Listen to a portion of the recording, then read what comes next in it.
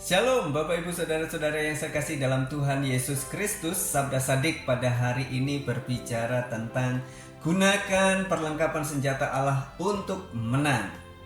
Teks terambil dari Efesus pasal 6 ayat yang ke-12 sampai dengan 13. Karena perjuangan kita bukanlah melawan darah dan daging, tetapi melawan pemerintah-pemerintah, melawan penguasa-penguasa, melawan penghulu-penghulu dunia yang gelap ini, melawan roh-roh jahat di udara. Sebab itu ambillah seluruh perlengkapan senjata Allah, supaya kamu dapat mengadakan perlawanan pada hari yang jahat itu, dan tetap berdiri sesudah kamu menyelesaikan segala sesuatu. Di dalam ayat 12, ayat ini menjelaskan bahwa untuk mencapai kemenangan tidaklah datang dengan sendirinya, tetapi melalui perjuangan atau pertarungan melawan iblis. Pertarungan kita ini bukanlah untuk merebut sebuah medali dalam pertandingan, melainkan pertarungan antara hidup dan mati dalam sebuah medan peperangan. Pencuri datang hanya untuk mencuri dan membunuh dan membinasakan. Aku datang supaya mereka mempunyai hidup dan mempunyainya dalam segala kelimpahan. Yohanes 10 ayat yang ke-10. Peperangan ini lebih daripada kemampuan kita. Oleh karena itu di dalam ayat yang ke-13 Paulus ingin menunjukkan pentingnya kekuatan dari Allah dalam melawan kekuatan iblis. Kekuatan itu akan menjadi luar biasa bila dipergunakan secara lengkap. Oleh karena itu kita tidak bisa hanya memakai sebagian dari perlengkapan senjata Allah, melainkan seluruhnya. Bila kita melihat tantangan dan persoalan dalam dunia ini atau dalam kehidupan pribadi kita, seolah tantangan itu tidak dapat diatasi. Memang benar, banyak tantangan di luar kemampuan kita, tetapi tidak pernah di luar kemampuan Tuhan. Peperangan adalah milik Tuhan, tetapi kemenangan telah diberikan pada kita. Tuhan itu pahlawan perang, Tuhan itulah namanya. Di dalam Ulangan 20 ayat yang keempat juga dikatakan, sebab Tuhan Allahmu, dialah yang berjalan menyertai kamu untuk berperang bagimu, melawan musuhmu, dengan maksud memberikan kemenangan kepadamu. Karena itu gunakan perlengkapan senjata Allah. Kalau kita baca di dalam Efesus 6 ayat 14 sampai dengan ayat yang ke-17, di sana dikatakan kita harus memakai ikat pinggang kebenaran.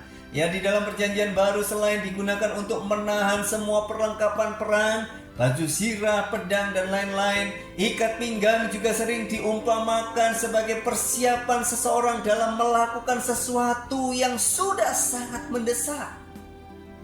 Di sini Paulus menekankan bahwa mereka harus bersiap-siap menghadapi datangnya hari yang jahat itu. Dan persiapan itu dimulai dari kehidupan yang benar. Kehidupan yang benar adalah hal yang menahan atau menyatukan semua senjata yang akan membuat kita hidup berkemenangan.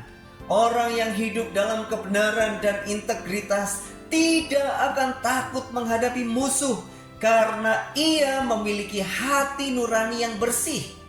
Selain itu, kebenaran mematahkan semua tipuan iblis yang mematikan.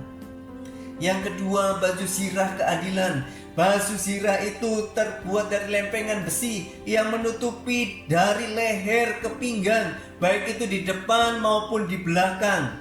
Baju sirah ini melambangkan kebenaran Kristus yang diberikan kepada kita dan kehidupan dalam kebenaran yang kita lakukan setiap hari.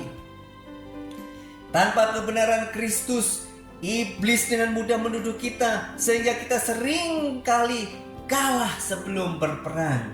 Padahal Kristus telah menerima dan mengasihi kita hingga ia mati di atas kayu salib. Iblis menuduh, kamu tidak layak disembuhkan, atau bagaimana kamu bisa melayani, kamu kan seorang berdosa, dan lain sebagainya. Selain itu, tanpa hidup dalam kebenaran, orang Kristen memberikan celah bagi iblis untuk menyerang hidup kita.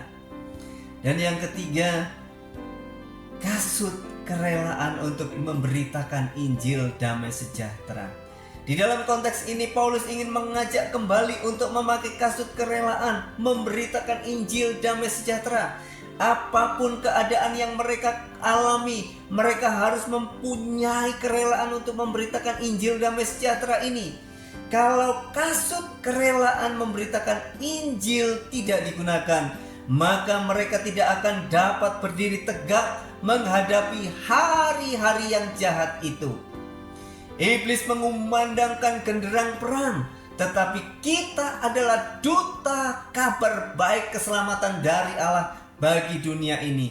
Kerelaan inilah yang memberikan motivasi dan tujuan hidup kita, yaitu menyatakan kabar baik yang perlu didengar oleh setiap manusia di dunia.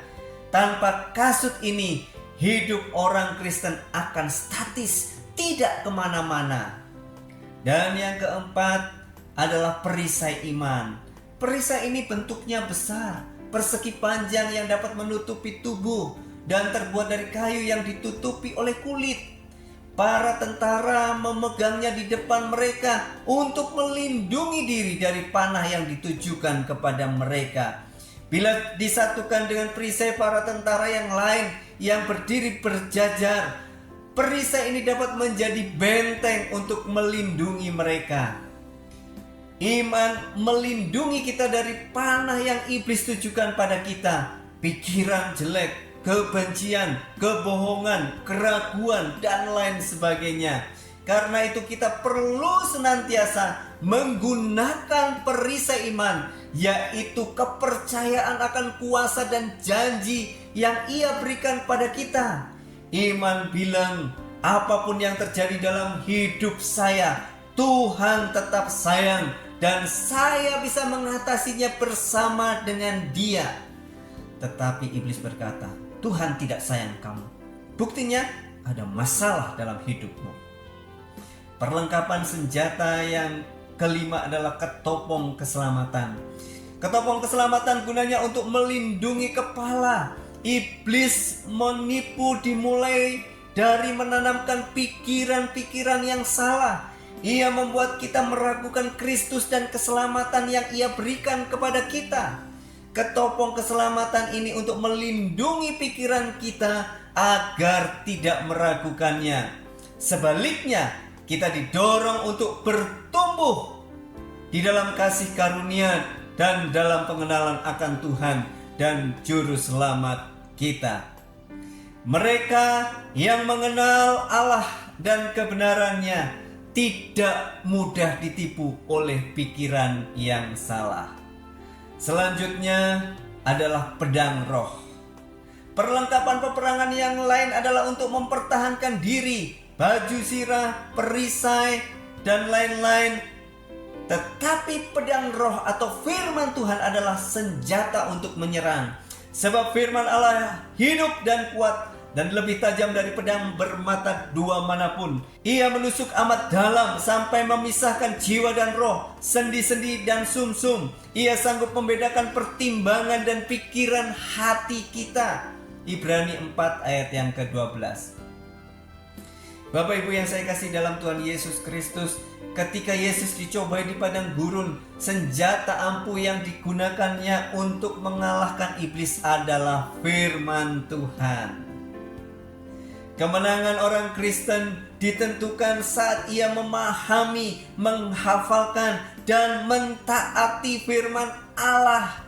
Makin Anda mengerti firman Tuhan, makin mudah bagi Anda untuk mematahkan tipuan iblis dan menolak tawarannya. Paulus menunjuk firman Tuhan sebagai pedang roh. Berarti firman Tuhan adalah pedang yang digunakan untuk melawan dan membinasakan kuasa iblis. Walaupun kita sudah memakai seluruh perlengkapan senjata Allah, tetapi kalau kita tidak waspada dan berjaga-jaga, maka kita akan kalah. Oleh karena itu kita harus waspada dan berjaga-jaga, yaitu dengan berdoa setiap waktu di dalam roh dan berdoa dalam permohonan yang tak putus-putusnya untuk segala orang kudus. Oleh karena itu, supaya kita menang, gunakan perlengkapan senjata Allah, waspada dan berjaga-jaga dengan berdoa. Tuhan Yesus memberkati. Amin.